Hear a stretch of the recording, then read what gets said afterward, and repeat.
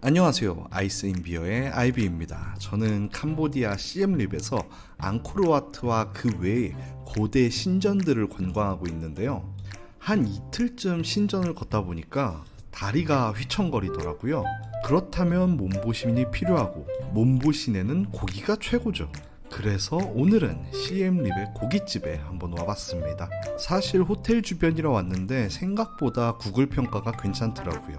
메뉴입니다. 여기 같은 경우엔 전부 다 정가제로 운영이 되고 있었는데요. 작은 접시가 하나로 약 3,000원, 그리고 큰 접시가 하나로 약 7,000원 정도네요. 야채 같은 경우에는 뭐 그거보단 저렴하고요. 그래서 제 주문은요, 지방이 붙어있는 소고기와 포크벨리, 그러니까 삼겹살, 이거는 보시기 힘든데 소혀입니다. 그리고 버섯을 주문을 했어요. 메뉴에 소혀가 있는 것도 그렇고 한 접시에 조금씩만 나오는 것도 그렇고 아마도 한국식 바베큐보다는 일본식 야끼니쿠에 가까운데요. 근데 생각해보면 일본식 야끼니쿠 같은 경우에도 한국 사람들이 건너가서 만들었으니까 어떻게 보면 똑같다고 볼 수 있겠죠. 근데 편의상 한국 스타일보다는 일본 스타일에 가깝다, 이렇게 말할 수 있겠어요. 고기도 굽기 시작했겠다. 이제 슬슬 맥주를 준비를 하려고 하는데, 이 동영상을 보신 분들 중에 이렇게 따는 캔 보신 분 계십니까? 엄청 옛날에는 이런 캔만 있었다고 생각이 되는데 한 2000년대만 돼도 이런 캔이 거의 없었거든요. 그런데 캄보디아에서는 이 캔을 아직도 쓰더라고요. 그만큼 설비가 좀 오래됐다는 뜻이겠죠?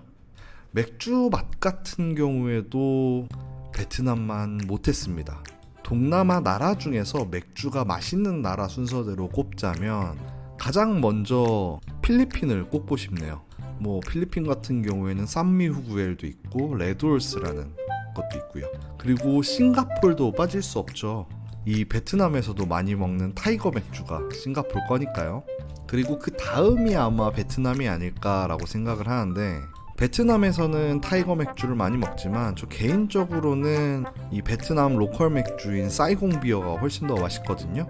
어쨌든 제 개인적으로 2위 같은 경우에는 싱가폴과 베트남이 동급이다 라고 할 수 있겠고, 태국 같은 경우에는 의외로 창비어라든가 아니면은 싱하였나요? 그게 생각만큼 그렇게 맛있지는 않더라고요. 저 개인적으로는 되게 별로였습니다. 캄보디아도 그 정도 수준인 것 같아요. 그 정도 순서대로 보시면 되겠습니다. 맛있는 맥주를 먹으러 동남아를 오시고 싶으시면은 필리핀이나 베트남 아니면 싱가폴로 가시면 될 것 같아요. 대충 다 구워진 것 같으니까 한 입 먹어보겠습니다. 전에도 제가 말씀드렸지만 소고기 같은 경우에는 먹이는 사료라든지 아니면 키우는 방식에 따라서 맛이 굉장히 다르다라고 말씀드린 적이 있었는데, 캄보디아 같은 경우에도 그 기술이 그렇게 좋지는 않을 거기 때문에 당연히 맛이 없을 거다라고 생각을 했는데 생각보다는 맛있었습니다. 물론 한국 가게만큼 맛있지는 않지만 그래도 이 정도면 맛있게 먹을 수 있는 정도예요.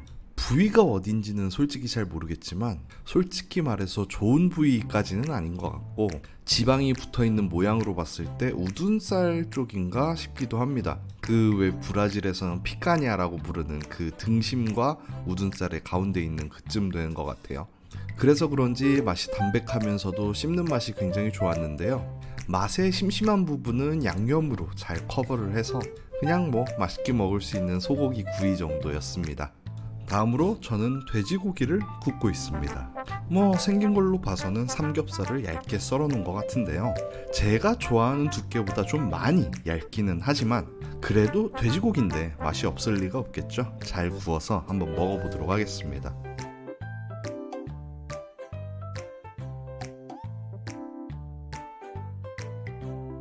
자, 이제 한번 먹어보겠습니다. 방금 혹시 보셨습니까? 돼지고기를 먹는 것처럼 페이크를 넣더니 접시 안에 있는 버섯을 먹었어요. 저는 지금 녹음을 하고 있고 제가 예전에 찍어놓은 영상을 보고 있는데 쟤랑 저랑 마음이 너무 안 맞습니다. 아니 이거 나중에 녹음하는 사람도 생각을 해야지. 저런 식으로 페이크를 넣나? 영상 어떻게 만들라고? 너무한 거 아닙니까 저거는? 이렇게 투덜대면서 보고 있는데 불이 너무 심하더라고요. 그런데 여기서 신박하게 끄는 방법이 하나 있더라고요. 직원이 와서 해주는데 잠시만 기다려보세요.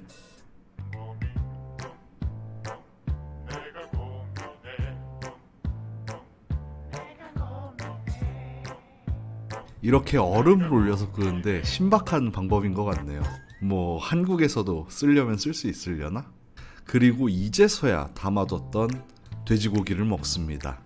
돼지고기 같은 경우에는 사실 어느 나라를 가도 굉장히 맛있는 편이죠. 그런 면에서 닭이나 돼지고기 같은 경우에는 참 신기한 것 같아요. 기본적으로 맛있는 동물인가 싶기도 하네요. 맛 같은 경우에는 아무래도 두께가 좀 많이 얇다 보니까 한국의 냉삼 같은 게 좀 생각이 나긴 했는데, 그거보다는 기름기도 좀 있으면서 촉촉한 것이 냉장 삼겹살 같기도 하고, 그러면은 이렇게 얇게 자르기가 굉장히 힘들거나 불가능에 가까웠을 텐데 어떻게 저렇게 잘랐나 싶네요. 보시는 것처럼 제가 지금 열심히 굽고 있는 게 바로 소혀입니다. 소혀. 한국에서는 소혀를 먹기가 그렇게 쉽지는 않죠. 소머리 국밥에나 들어가 있는 게 소혀인데, 일본 같은 경우에는 구이로 굉장히 많이 먹거든요. 기본적으로 이제 일본에서 야끼니쿠집에 들어가면 소혀, 규탕 같은 경우에는 기본적으로 시키게 되는 메뉴 중에 하나고요.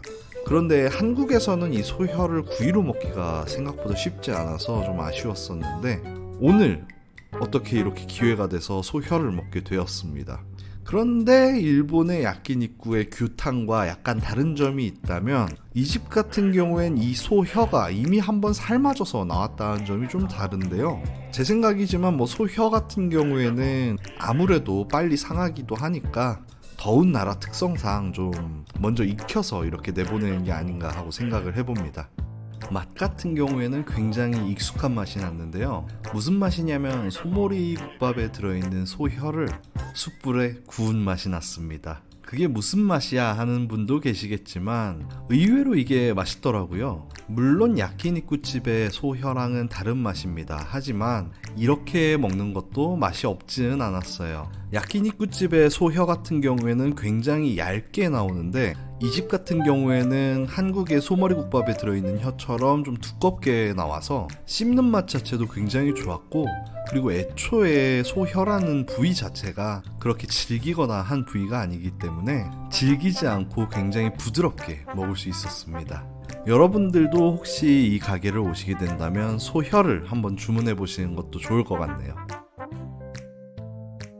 저 같은 경우에는 워낙 고깃집을 좋아하다 보니까 굉장히 맛있게 먹은 편인데, 이 집 가성비적으로 굉장히 나쁘지 않습니다. 물론 저는 혼자 왔기 때문에 메뉴를 그렇게 많이 먹어보지는 않았지만, 그래도 전체적으로 고깃집다운 고기 맛이 맛있는 그런 집이었어요. 적어도 고기에서 냄새가 난다거나 아니면 고기가 너무 질겨서 턱이 아프다거나 하지는 않았거든요. 그것만 봐도 뭐 괜찮은 집이죠. 바로 가격 보여드리면서 더 설명드릴게요. 보시는 것처럼 맥주 3캔에 고기 3접시 그리고 버섯 1접시 먹었는데 가격이 11.63달러 나왔습니다. 저는 고기를 많이 먹는 편이기 때문에 일반 사람들 2명이서 온다고 하더라도 15불 정도 되겠죠. 그러면 이렇게 가성비 있는 고깃집 알려드리면서 다음에 뵙겠습니다. Take it loose. Soon may the wellerman come to bring us sugar and tea and rum. One day when the tonguing is done, we'll take our leave and go.